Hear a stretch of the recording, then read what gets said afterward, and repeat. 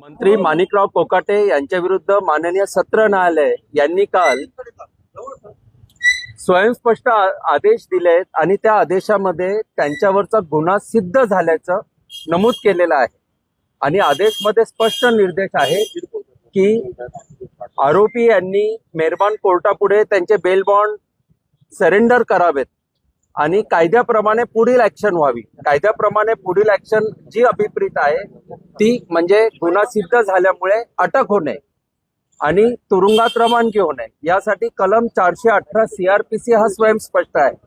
परंतु काल सत्र न्यायालयात आरोपी म्हणून श्री कोकाटे यांनी हजर राहणं अपेक्षित असताना आणि कायदेशीर बंधनकारक असताना त्यांनी अटक टाळण्यासाठी ते कोर्टापुढे जाणून बुजून हजर राहिलेले नाही। ही जी कायदेशीर पळवाट त्यांनी शोधून काढली ती पळवाट बंद करण्यासाठी आज आम्ही रीतसर मेहरबान ट्रायल कोर्टापुढे कलम 418 CRPC अंतर्गत अर्ज दाखल केलेला आहे आणि मेहरबान कोर्टाने त्या अर्जाची त्वरित दखल घेऊन या कलमनुसार कारवाई करण्याची गरजच का पडली। खरं तर सत्र न्यायालयाची आदेशाच्या वेळेसच अंमलबजावणी होणे आवश्यक होते असे निरीक्षण नोंदवून आता पुढे रेकॉर्ड अँड प्रोसिडिंग मागवण्याची प्रक्रिया सुरू झालेली आहे आणि येत्या काही तासामध्ये न्यायानुसार CRPC नुसार जे अभिप्रेत आहे ती कायदेशीर प्रक्रिया पूर्ण होईल याचा मला विश्वास आहे। शेवटी कायदा हा कायदा असतो आणि कायद्याची अंमलबजावणी होते हा अतिशय स्पष्ट संदेश आपल्या सर्वांना मिळेल असा मला आत्मविश्वास आहे। वॉरंट निघण्याची शक्यता बोललं जाते, आपण नेमकी काय मागणी केली? बघा, याच्यात शक्यता नाहीये, याच्यात क्लिअर आहे पोझिशन कायद्याची स्पष्ट आहे की एकदा गुन्हा सिद्धी झाली की त्याच्यानंतर अटक ही क्रमप्राप्त आहे। अटक हे डिस्क्रिशन नाही, हे काही निर्णयावर नाही की अटक करायची किंवा नाही करायची। अटक होणे हे क्रमप्राप्त आहे आणि त्यानुसार या प्रोसिजर मध्ये असल्यामुळे आता त्यानुसार सर्व प्रक्रिया पार पडेल असा मला विश्वास आहे। आता आपण वॉरंटची जे अर्ज दाखल केलेला आहे त्या संदर्भात काही निर्णय झाले का? निकाल येणं बाकी नाही, निकाल येणं बाकी आहे कारण की रेकॉर्ड अँड प्रोसिडिंग मला माहिती नाही की का अजून ट्रायल कोर्टापुढे गेलेलं नाही। खरं तर ते त्वरित जायला पाहिजे। या नवीन वास्तूमध्ये हा पहिला लोकहितकारी निर्णय झालेला आहे आणि रेकॉर्ड अँड प्रोसिडिंग तर काही 5 मिनिटाच्या अंतरावर दोन्ही कोर्ट असताना का तासांचा विलंब लागतो हे मी आज म्हणणार नाही। I will reserve my comments. परंतु रेकॉर्ड आणि प्रोसिडिंग आता त्वरित मागवलेले आहेत आणि रेकॉर्ड अँड प्रोसिडिंग आल्याबरोबर आदेश स्वयंस्पष्ट आहेत आणि कलमातील तरतुदी स्वयंस्पष्ट आहेत। कलम 418 CRPC अंतर्गत प्रक्रिया होणे कायद्याने बंधनकारक आहे आणि कायद्याने बंधनकारक असल्यामुळे पुढे अटक ही अटळ आहे। याच्यामध्ये ती उच्च न्यायालयामध्ये दाव घेण्याची शक्यता त्यांना? बघा, माननीय उच्च न्यायालयात जाण्याचा अधिकार प्रत्येकाला आहे, परंतु माननीय उच्च न्यायालयात जाताना कायद्याची जी काही बाजू ठेवावी लागेल ते ठेवताना महत्वाचा मुद्दा हा आहे की सत्र न्यायालयाने शिक्षा ठोठावताना आरोपीने तिथे हजर राहणं जे आवश्यक होतं तर आरोपी जाणून बुजून तिथे हजर राहिलेले नाही, त्यांनी अटक टाळलेली आहे। हे जे मिसकंडक्ट ऑफ अक्युज्ड आहे, हे जे गैरवर्तन आहे आरोपीचं, हा महत्वाचा मुद्दा माननीय उच्च न्यायालयापुढे आम्ही सादर करत आहोत। माननीय उच्च न्यायालयापुढे ऑलरेडी आमची बाजू ठेवली गेलेली आहे आणि जेव्हा आरोपीचं मिसकंडक्ट असतं तेव्हा माननीय उच्च न्यायालय कोणताही रिलीफ देण्यासाठी हे खूप रिलक्टंट असतात। हे सेटल्ड प्रिन्सिपल ऑफ लॉ आहेत।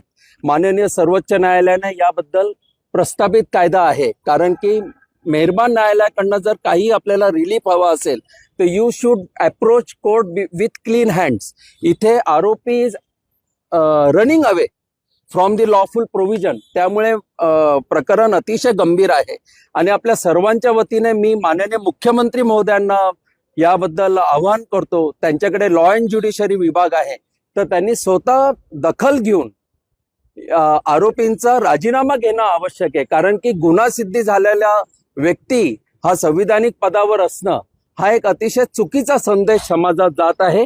माननीय मुख्यमंत्री महोदयांनी याबद्दल त्वरित कारवाई करणं आणि समाजाला एक चांगला मेसेज देणं हे आज it is need of the hour. अटक वॉरंट जर निघालं तर मंत्री किती धोक्यात येऊ शकतो?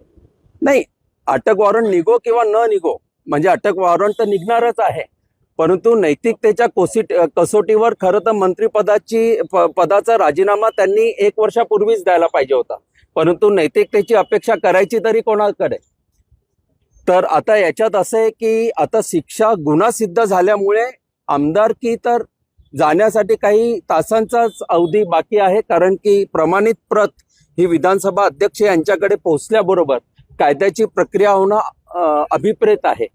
पण अनिवार्य सगळी प्रक्रिया असताना सुद्धा आपल्याला कोर्टात धाव घ्यावी लागते, याचा अर्थ दबाव यंत्रणेवर आहे असं आपलं म्हणणं आहे. आता मी असं म्हणणं बरोबर नाही, परंतु ज्या काही गोष्टी घडतायत त्यातनं मी निश्चितच असं म्हणेल की न्यायासाठी लढावं लागतं, हा निश्चितच चांगला संदेश नाही.